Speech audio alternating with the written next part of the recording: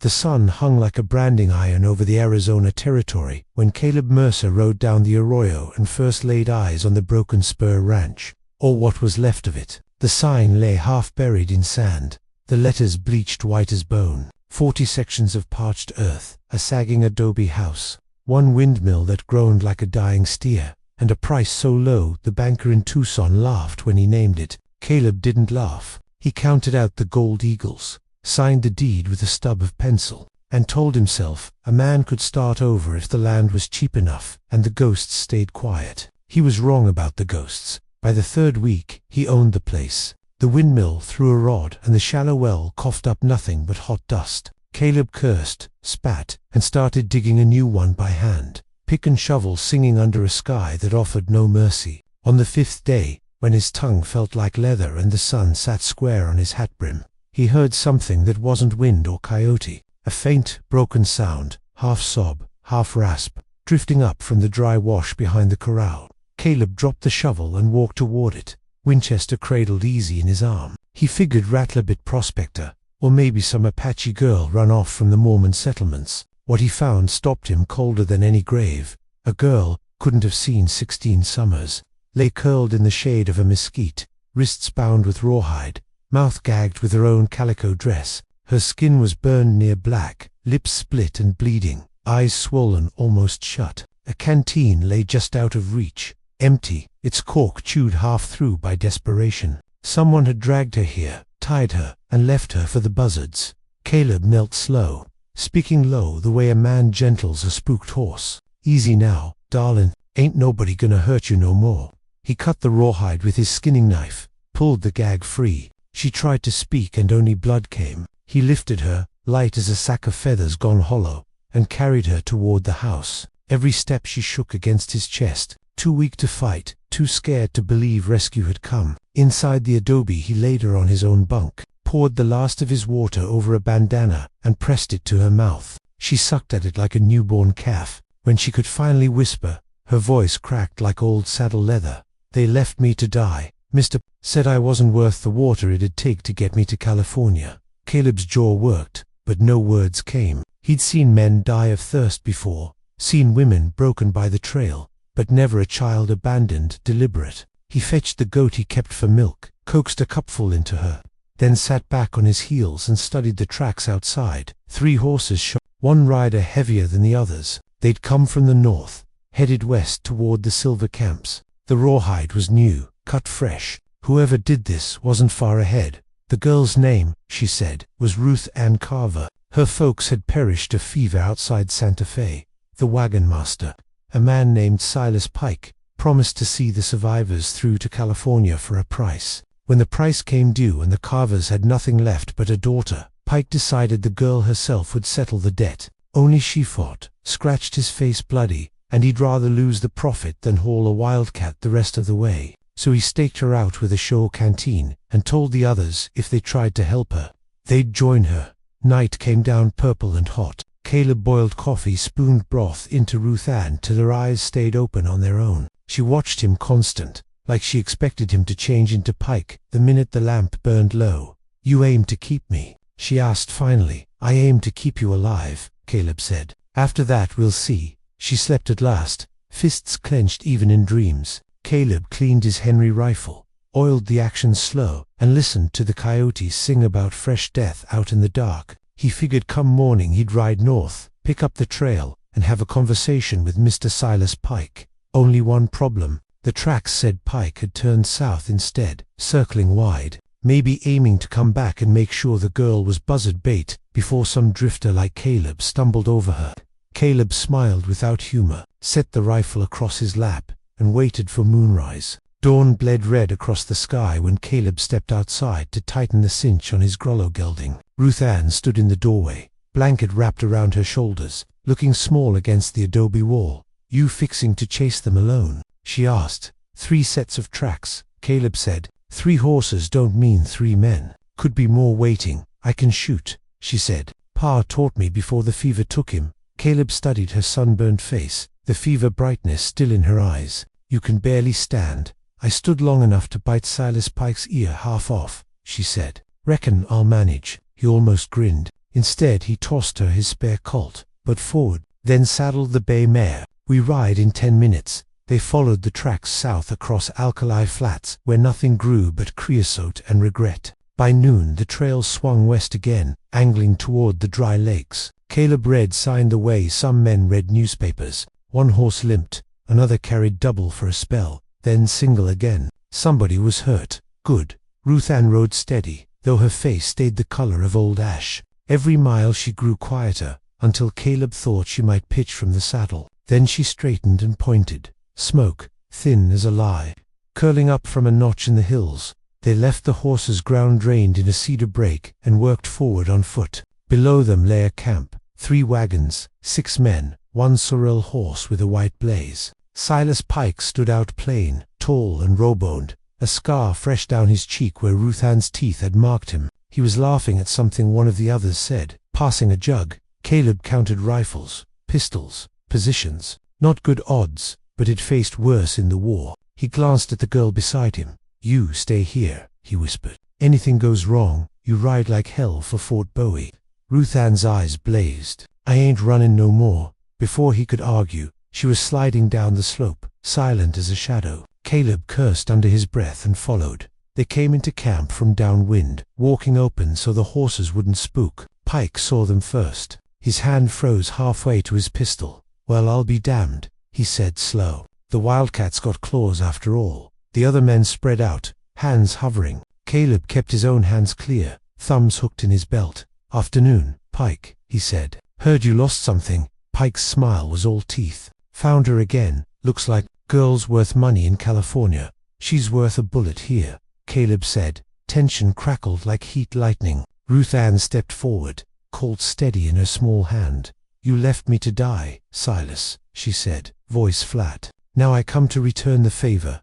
Pike's men shifted. One went for his gun. Caleb's Henry came up smooth, and the man dropped with a hole through his shoulder. Chaos erupted. Guns barked. Powder smoke, blooming white. Caleb worked the lever fast, dropping another before he ducked behind a wagon wheel. Ruth Ann fired twice, cool as winter rain, and a third man screamed and clutched his leg. Then Pike lunged, knife flashing. Caleb twisted, felt the blade slice his sleeve, brought the rifle butt up under Pike's chin. The man staggered. Ruth Ann stepped in close and put the Colt against Pike's forehead. "For my ma and pa," she said, and pulled the trigger. The sorrel horse bolted at the shot. When the smoke cleared, 3 men lay dead, 2 wounded bad, and Silas Pike stared at the sky with most of his face gone. Caleb reloaded slow, ears ringing. Ruth Ann stood over Pike's body, shaking so hard the empty Colt slipped from her fingers. Caleb caught her before she fell. "It's done," he said. "It's done." They buried the dead shallow, took the wagons and stock, left the wounded with 1 canteen between them, and pointed them toward the fort. By sunset Caleb and Ruth Ann rode back toward the Broken Spur, leading a string of horses and a future neither had expected. At the ranch that night, Caleb poured coffee thick as mud and handed her a cup. "Land's still cheap," he said. "Wells still dry, but there's room for 2 if you've a mind to stay." Ruth Ann looked out at the stars, beginning to prick the dark, then back at the man who'd carried her out of hell. "Reckon I'll stay till the well comes in," she said. "After that, we'll see."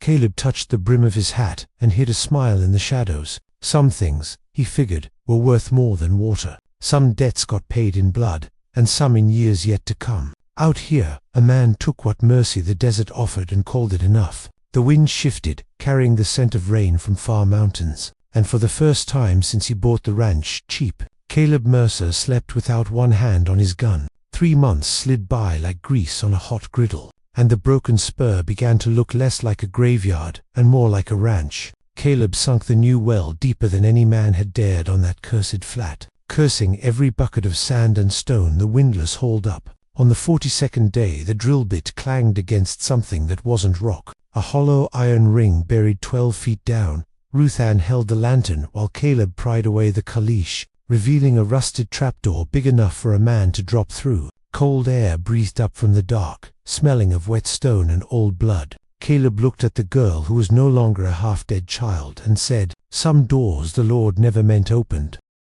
She answered, "Then the devil's already down there, and he knows we're here." They lowered a rope, lit a second lantern. and went down together because neither would let the other face hell alone. The shaft opened into a natural cavern wide as a church, its walls slick with moisture that had no business existing in that desert. Water, black and still, lay 20 feet below the ledge they stood on, reflecting the lantern like a mirror forged in midnight. Along the walls ran chisel marks, old Spanish marks, crosses, and crowned serpents, the sign of Jesuit silver long whispered about. In the center of the pool rose a stone pedestal, and on it rested a small iron chest bound with copper bands gone green. Ruth Ann's breath caught, for even a girl raised poor knows the shine of treasure when it stares back. Caleb felt the old fever crawl up his spine, the same fever that lost him a wife and a ranch in Texas years before. He started forward, but the water rippled, though no wind touched it, and something moved beneath the surface.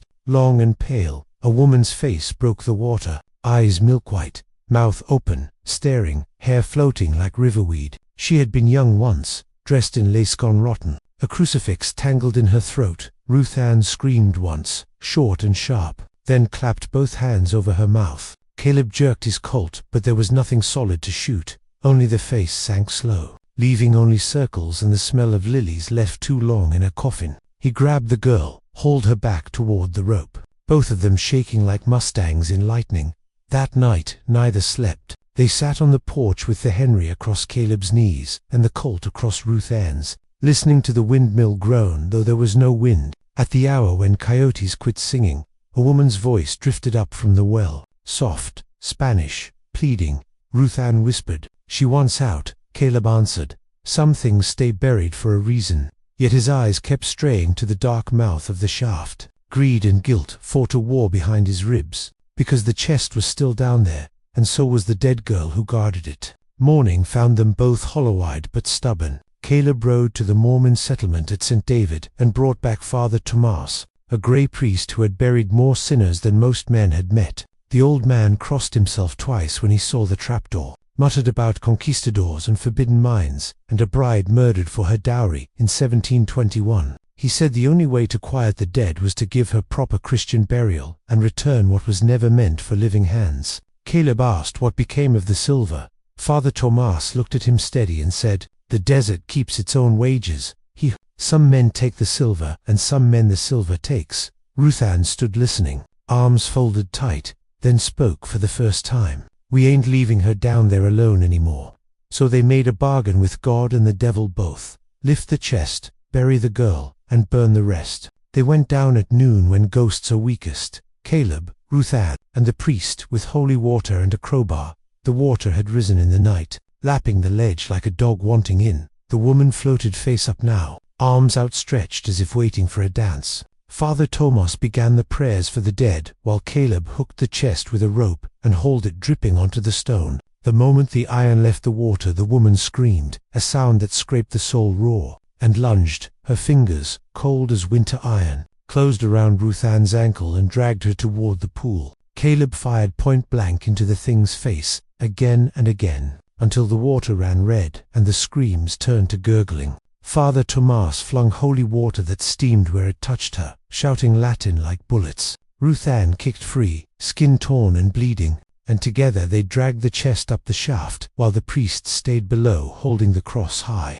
They heard him cry out once, then nothing but the splash of something heavy hitting water. When they lowered the rope again there was no answer, only the lantern floating and the crucifix spinning slow on the surface. They never found Father Tomas, though they searched till dark. Some say the well took its tithe and was content. They buried the lace-wrapped bones at twilight on the hill behind the house, in-ground so hard it took both of them swinging the pick till stars came out. Ruth Ann carved a cross from mesquite and wrote Maria de la Luz, 1721, rest at last with the tip of Caleb's knife. The chest they carried far into the Malpais and smashed open with a sledge. Inside lay bars of silver black with age, a king's ransom and a curse in one. Caleb looked at it long. Then one by one he pitched the bars into a crevice so deep the clangs echoed like church bells going down to hell. Ruth Ann never argued, only nodded once, the way a woman does when she's already decided a man is worth keeping.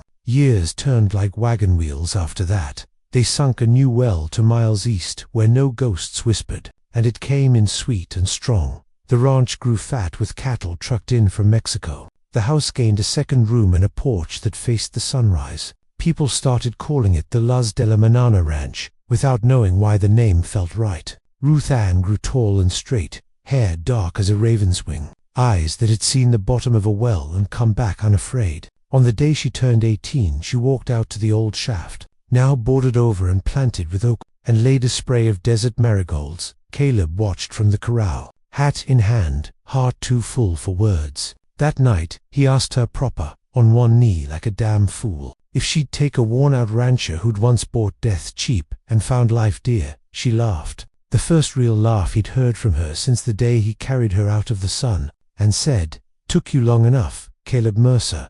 They were married by a new priest who never heard the stories. Under a sky raining soft as forgiveness, sometimes, when the wind comes down from the mountains carrying the scent of lilies no one planted, they sit together on the porch and listen. The well stays quiet now, the silver sleeps in its crack, and Maria de la Luz rests at last. Out here, a man can still buy a ranch cheap, but some treasures cost more than money, and some debts are paid in the only coin the desert ever honors: courage, love, and the willingness to give back what was never yours to keep. And that, as they say in the territory, is how the Broken Spur became the Las de la Mañana, and how two lost souls found the only water that never runs dry.